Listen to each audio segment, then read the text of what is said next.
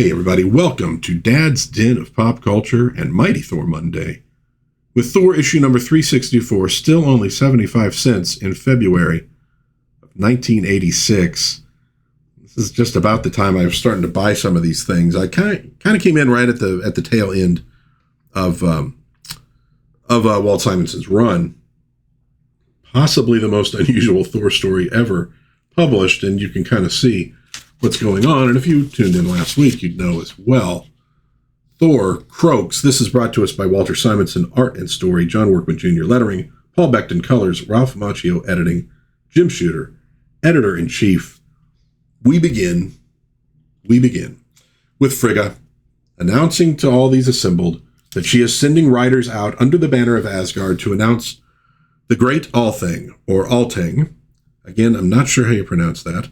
But it is basically a gathering, from Norse culture, a gathering to decide on things. There was also the Moot was another concept similar to it, but a council. Everybody votes. They're going to be voting in the new king of Asgard. And so she makes the announcement, off the riders go. She says, I never dreamed that I should see the day when a hand other than my husband's would hold his radiant scepter. Frigga, I am all right, Heimdall, but just when you think you have lived so long that there is nothing new under the sun, the fates conspire to show you something beyond your wildest imaginings. And so they're expecting Thor to return from Midgard. From their perspective, he left not long ago to return those lost souls, which we saw last issue that he did. We also saw that he got into a fight. Now, Beta Ray Bill appears. And a good moment here is he appears and we see Sif. Beta Ray Bill, you have come to Asgard. She's very excited to see him.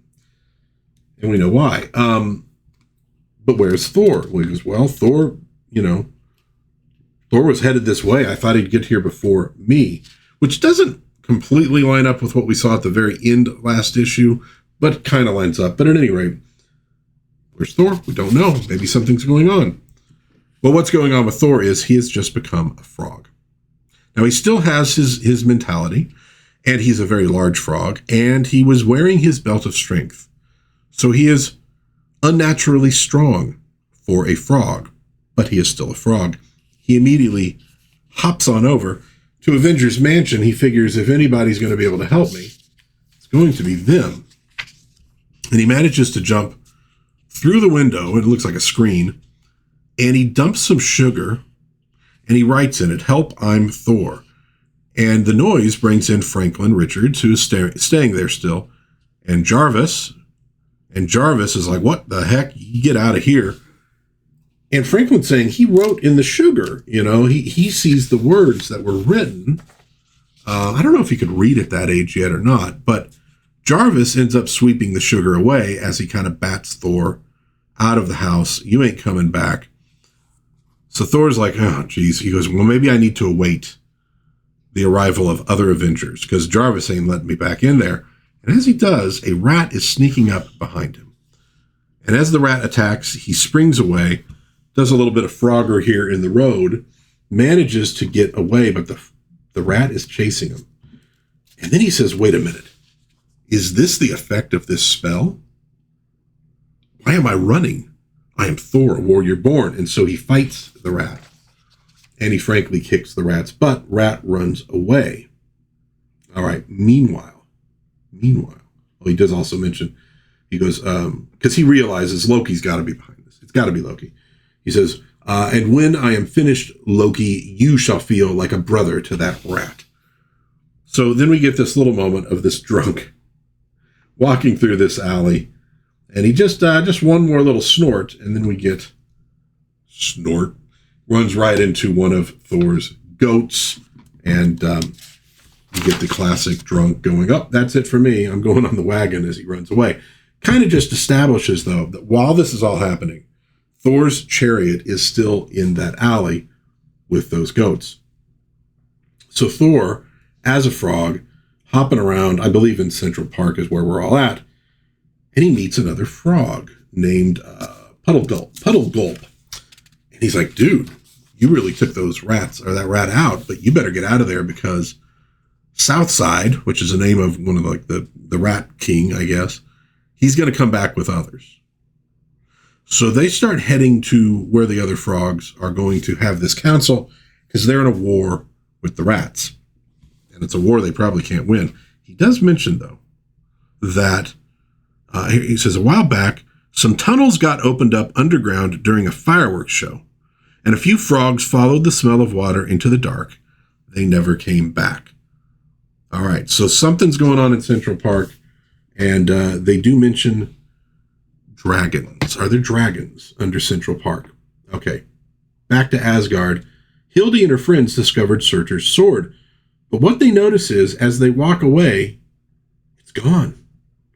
They walk closer again, it's back. So there's some kind of a thing that is obscuring one's view of the sword when they're far enough away, which explains why Heimdall had not seen it. They realize Loki has got to be involved in all of this. Back to the frogs, they come across the king and his bodyguard, royal bodyguard, being attacked by rats. They jump in, they kick some butt, but it's too late. The king of the frogs is going to perish. He says this giant frog, who, as Thor said, I'm just passing through. I'm not involved in this. This giant frog is the miracle I've been waiting for. You have to stay. You have to fight. You can have my daughter's hand in marriage. You can have my kingdom. And Thor ultimately realizes he's going to have to do it for a couple different reasons. And first of all, this little dude called Bug-Eye is kind of a Loki type who wants to marry the princess and take over the kingdom. Thor does not trust him. He also says, though, these frogs are in danger. And, I can't ignore that. But they've also realized that the rats have a plan to poison this reservoir that they're all around using rat poison. It'll kill the frogs, but it can also kill or sicken humans. And Thor is a hero, and he ain't going to have that. So Thor says, I'm going to stay. I'm going to help you fight. He needs Puddle Gulp to help him with something. They start heading for the for this passageway into those underground tunnels and the dragons, because Thor thinks he knows what might be going on, and then he might be able to use it. So off they go. They have another encounter with the rats. We do see here, so this would be like 2 weeks later. Now, obviously, what Thor's been doing has not taken 2 weeks. So now we're a little bit into the future here. And it's the all thing has been called. Everybody has arrived. Okay. And who shows up, of course? Loki. And Loki says that he thinks the Grand Thane should be the lawgiver because we all trust the Grand Thane. And don't you all agree? And they all agree. And while that's happening, Heimdall basically does a little sort of like, I got my eyes on you, dude. I got my eyes on you. You've been quiet lately. I know that's trouble. Well, Hildy and her friends show up, and they tell Heimdall about the sword.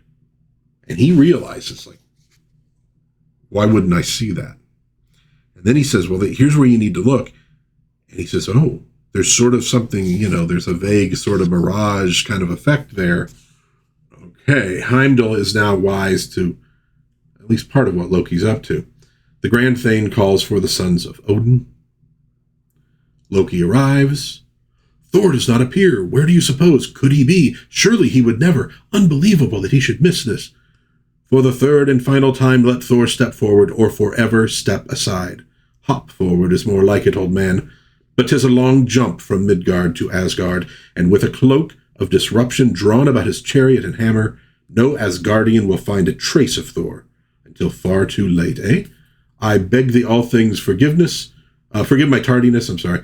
A pressing matter of business. Well met, brother. Thor? What could this mean? How did Thor just show up when we know full well that he's... Well, actually, this is maybe 2 weeks later. So, maybe it's not that weird. 2 weeks ago, though, we're still involved with this storyline. So there's a little burp there in terms of timing, honestly. But we have Thor. He takes on those rats and takes them out, and he's dragging them down into these tunnels as an offering for the dragon, so to speak, as bait, really. And as he suspected, the dragons are alligators, the mythic sewer alligators of New York. And there's a man there playing this pipe. And he's like, what's over there in the shat? A frog towing a bunch of rats behind him? Oh, he's seen me. I'd best withdraw into the dark until I know more about this situation. Come back, little friend. I want to know what sort of frog hauls rats through the tunnels of the alley. Piper has this tune for you. Come back and let us get to know you better. And as he plays the pipe, Thor jumps. He can't control himself, and he's jumping right for the mouths of the alligators. You see, there is a definite fairy tale feel to this, which is what I like. I like, again, the mythic and fairy tale quality that Walt Simonson brought to Thor for a while. You know, they'd move a different direction afterwards, which makes sense. You can't necessarily do that forever, but I like the clever way that he folded a lot of these old tropes into Thor. The classic turned into a frog bit. Next issue, guess who's coming to dinner? Or, it's not easy, being green, with apologies to the movies and the Muppets. Okay. That is Thor, number 364 from February of 1986. The Thunder Frog arc, that again is somewhat controversial. I enjoy it. A lot of people didn't. They just thought it was silly. Well, it was silly, but there's been a lot of heavy stuff going on in Thor. That the foray into hell, his face being ripped up, all this stuff going on, Odin's death. Maybe good to have a silly story once in a while. And this is a fun one. But let me know what you think in the comments. I'd love to hear from you. If you enjoyed this video, please give it a like, maybe subscribe, maybe share with a friend. That'd be very cool. But until next time, God bless everybody. Please be kind to one another. Have a little bit of fun out there. Read some Thor. And I will see you hopefully again soon in Dad's Den of Pop Culture. Bye.